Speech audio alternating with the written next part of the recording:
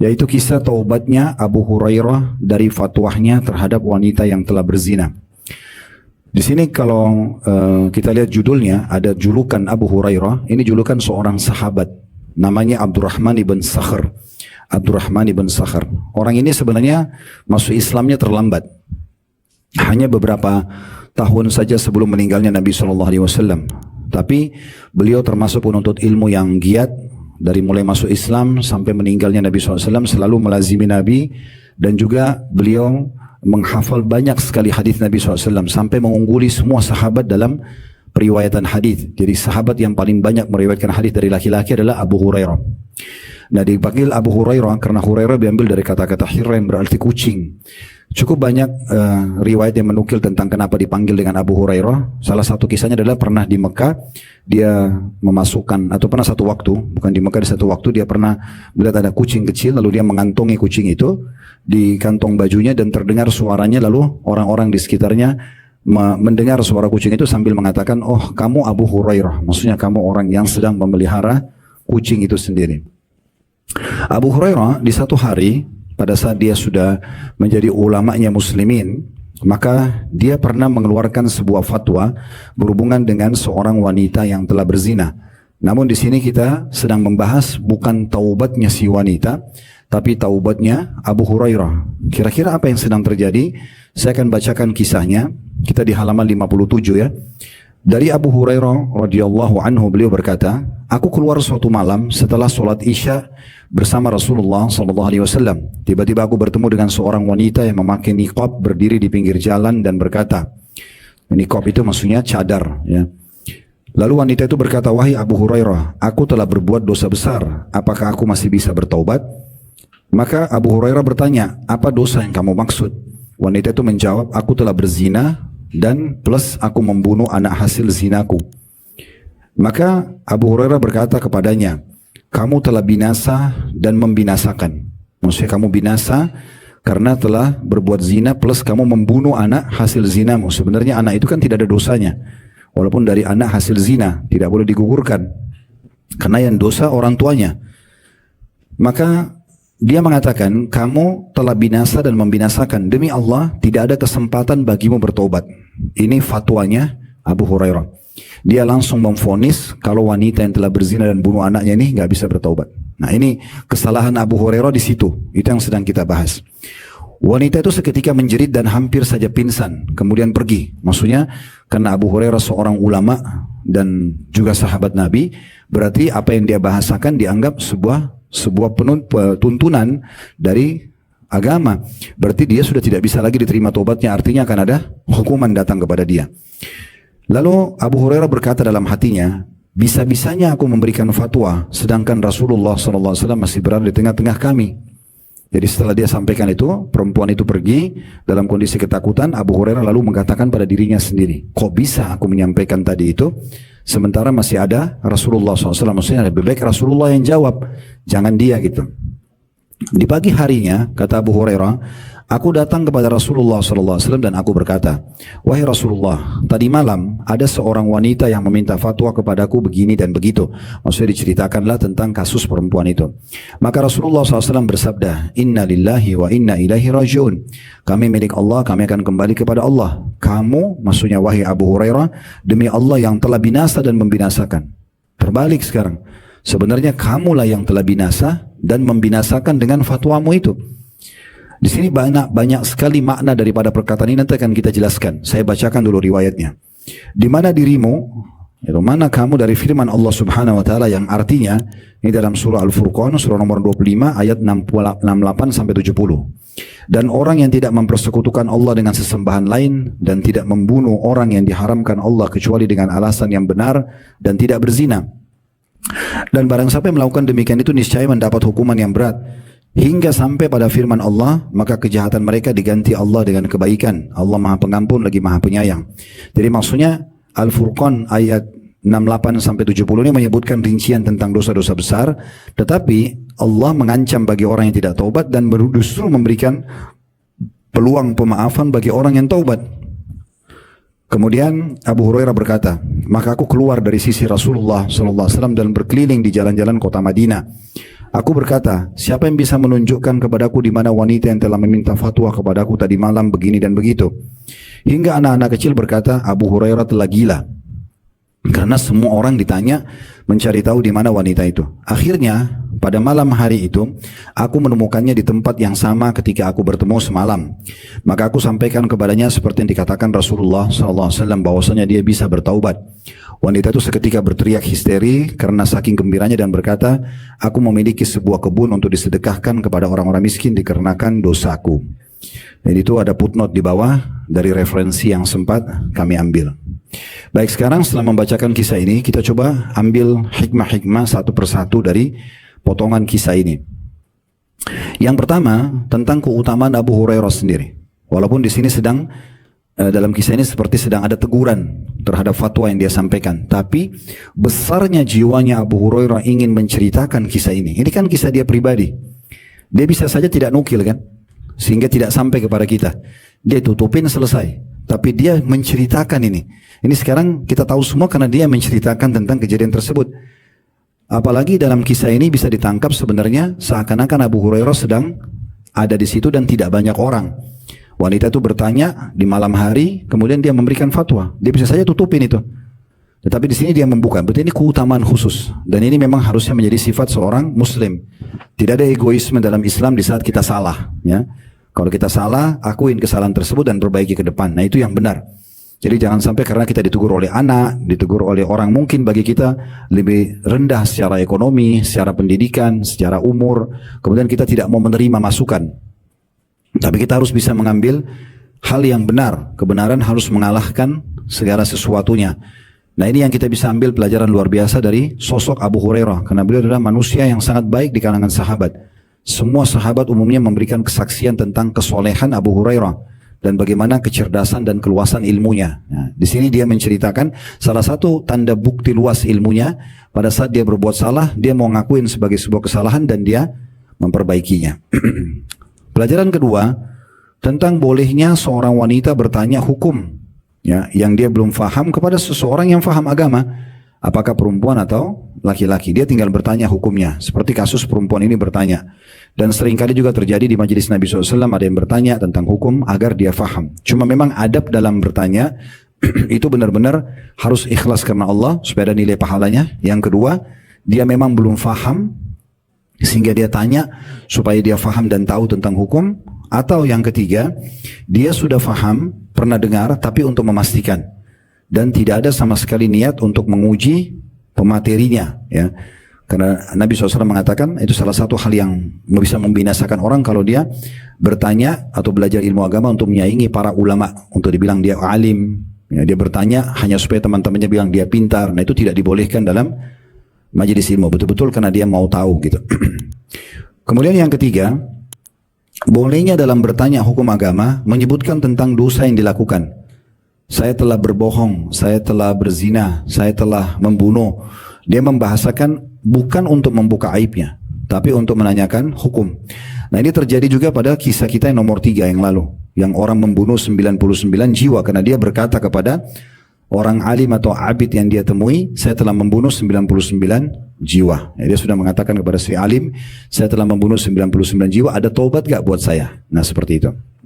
Jadi boleh menyebutkan, tapi ini bukan pengakuan dosa. Ya, beda antara kita orang Islam sama agama Katolik ya. Karena mereka ada pengakuan dosa, kita tidak ada pengakuan dosa. Jadi kalau dosa kita pun pernah lakukan, tutupin antara kita sama Allah Subhanahu Wa Taala. Jangan malah diekspos ya. Kemudian pelajaran keempat yang bisa diambil, tidak bolehnya buru-buru dalam memberikan fatwa. Kalau ada orang bertanya, terlebih lagi kalau di sekitar kita ada orang yang lebih tahu. Ya, tidak boleh misalnya ibu ditanya, ini gimana hukumnya bu? Ibu cuma tebak-tebak, kayaknya sih menurut saya begini. Nah itu tidak boleh. Kecuali ibu yakin ilmunya benar, ibu sudah pernah pelajari, tahu dalilnya, tahu argumentasinya dan ibu benar, ibu silakan sampaikan. Itu pun kata para ulama, kalau diambil dari kisah ini, di saat memang tidak ada orang yang lebih faham dari kita di situ. Orang yang lebih faham kita bilang, silakan tanya kepada sana saja, dia lebih faham misalnya. Ya, ini semua termasuk adab dalam ilmu itu sendiri. Di sini kekeliruan Abu Hurairah karena dia buru-buru memberikan fatwa sementara Rasulullah SAW yang lebih baik dari beliau masih ada. Ya, masih ada. Dan usahakan Bapak Ibu sekalian untuk mengatakan saya tidak tahu kalau belum tahu. Tidak boleh kita sengaja ngomong sembarangan, padahal sebenarnya itu salah. Ini akan ada pertanggungjawabannya nanti di sisi Allah Subhanahu wa Ta'ala. Tidak boleh, lebih baik kita bilang saya nggak tahu. Sampai sebagian ulama mengatakan tidak tahu bagi orang yang sedang ditanya itu adalah setengah ilmu. Itu adalah setengah ilmu. Di saat betul-betul kita tidak tahu, maka jangan kita sok pintar karena berbahaya. Sekali kita sampaikan fatwa salah, ini bermasalah. Makanya Nabi SAW pada saat Abu Hurairah ceritakan kepada beliau tentang kejadian tersebut, karena Abu Hurairah langsung bilang pada saat wanita itu bilang saya sudah berzina, saya bunuh anak saya. Apakah ada taubat? Abu Hurairah mengatakan tidak ada taubat bagimu, kau telah binasa dan membinasakan. Ini kan langsung membuat orang itu down. Dia pikir sudah tidak mungkin lagi dia memperbaiki keadaannya. Ini bisa berefek dua. Efek yang pertama, orang ini bisa saja justru makin terjerumus dalam kesalahannya. Toh saya tidak akan dimaafkan, udah saya bunuh aja sekalian. Atau saya begini dan begitu aja sekalian. Atau yang kedua, bisa saja kalau dia meninggal di malam itu dan dia tidak bertaubat karena dia anggap fatwa tadi tidak bisa lagi dia bertaubat, maka yang bertanggung jawab justru yang memberikan fatwa. Ya, karena kan tadinya dia harusnya bisa bertaubat. Ini mirip kasus kalau ada temannya ibu-ibu sekalian mau masuk Islam, non muslim misalnya, jangan ditunda. Tinggal pandu syahadat saja. Saya pernah ketemu di kota Makassar waktu itu, ada satu orang datang, seorang ikhwah laki-laki bawa satu orang temannya, itu sudah dari 1 tahun yang lalu mau masuk Islam. Dan dia bilang sama saya, Ustaz ini teman saya sudah 1 tahun lalu mau masuk Islam, cuma saya kasih buku dulu, dikasih buku tebal, silakan pelajari dulu ini. Nanti kalau hati kamu sudah mantap baru kamu masuk Islam. Untung orang itu belum mati. Iya kan? Kalau dalam 1 tahun itu dia meninggal dalam kondisi kafir, nah yang menunda ini bisa bertanggung jawab karena dia tinggal pandu syahadat. Masa cuma bilang asyhadu an la ilaha illallah wa asyhadu anna muhammadar rasulullah, susah, gitu kan? Tinggal pandu dia ikuti, dia sudah muslim. 1 menit kemudian dia meninggal, dia masuk surga. Dengan tidak ucapin maka jadi masalah. Saya langsung pandu syahadat waktu itu, lalu kemudian saya bilang sama orang yang bawa dia, ini kalau orang ini meninggal di masa 1 tahun ini, antum tanggung jawab depan Allah. Kenapa dikasih buku tebal untuk baca? Masuk Islam dulu baru belajar kan gitu. Makanya orang yang baru masuk Islam dinamakan mu'allaf. Orang yang masih lemah hatinya. Nah mirip seperti itu. Sama juga dengan orang-orang seperti ini ya. Jadi kita perlu tahu sebesar apapun dosa seseorang, Allah itu maha pengampun ya. Jadi kita ambil pelajaran kelima dari kisah ini adalah bahwasanya rahmat Allah luas dan Allah mengampuni semua dosa. Selama kita belum meninggal dunia maka bisa bertobat. Dan luar biasanya agama kita ini, Islam tidak pernah melihat masa lalu seseorang. Yang dilihat adalah sekarang ke depan ya. Seburuk apapun masa lalu seseorang itu tidak dilihat lagi. Orang lihatnya sekarang ke depan. Ini pelajaran yang kelima. Kemudian pelajaran yang keenam, pentingnya seseorang selalu mengucapkan kalimat istirja atau inna lillahi wa inna ilaihi raji'un ya. Ini tidak diucapkan pada saat kematian saja, tetapi kita ucapkan setiap kali ada hal yang tidak nyaman. Sebagian kaum salaf itu kalau jalan kakinya kena batu aja, inna lillahi wa inna raji'un. Mau keluar rumah misalnya terus cuaca nggak memungkinkan mendukung dia keluar, cukup dia membaca inna lillahi wa inna raji'un dan seterusnya ya. Jadi kalimat istirja ini penting. Kata Nabi SAW dalam sebuah hadis yang sahih, siapa yang kalau ditimpa ujian atau musibah kemudian dia baca inna lillahi wa inna ilaihi raji'un, kami milik Allah, kami akan kembali kepada Allah, Allahumma ajurni fi musibati wa akhluf li khairan minha.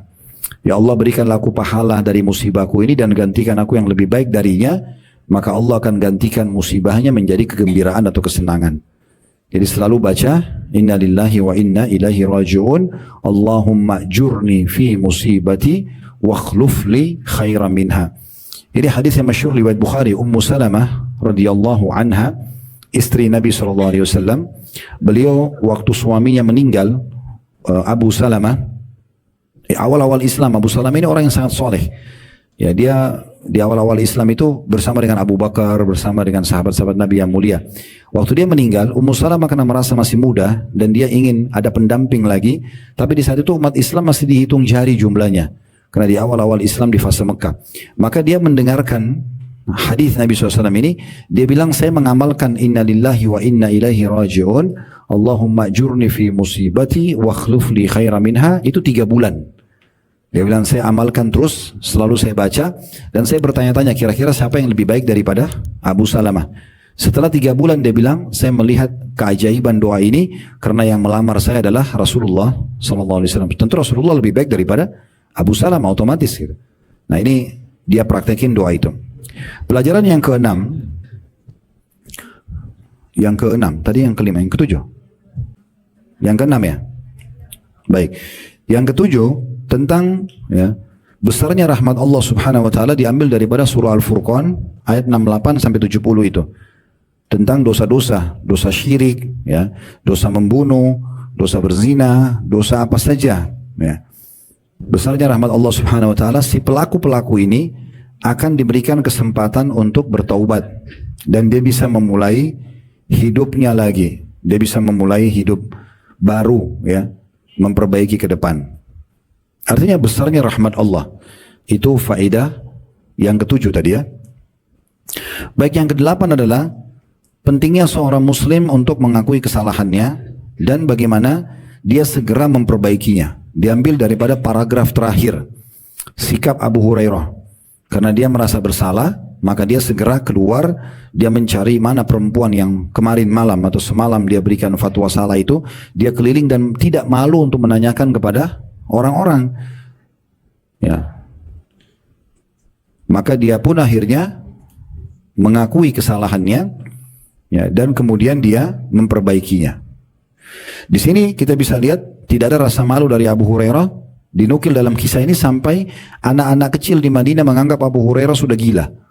Karena dia tanya semua orang, ada yang lihat gak perempuan itu cirinya begini semalam yang bertanya sama saya? Orang tidak tahu, dia tanya yang kedua, tanya yang ketiga, tanya yang keempat. Terus saja dia bertanya, mau sama orang dewasa atau anak-anak, sampai akhirnya dia bertemu dengan wanita tersebut. Kemudian dia menyampaikan dan meluruskan fatwa yang salah itu. Nah disinilah saksi bahasan dari judul kita, taubatnya Abu Hurairah dari dosa itu, fatwa itu. Beliau bertobat kepada Allah, mengakui kesalahan, kemudian beliau meluruskan apa yang salah itu. Sebagian orang kan ada yang egois ya, dia tidak mau, kalau dia sudah terlanjur menyampaikan atau sudah terlanjur melakukan, dia tidak mau mengakui sebagai sebuah kesalahan.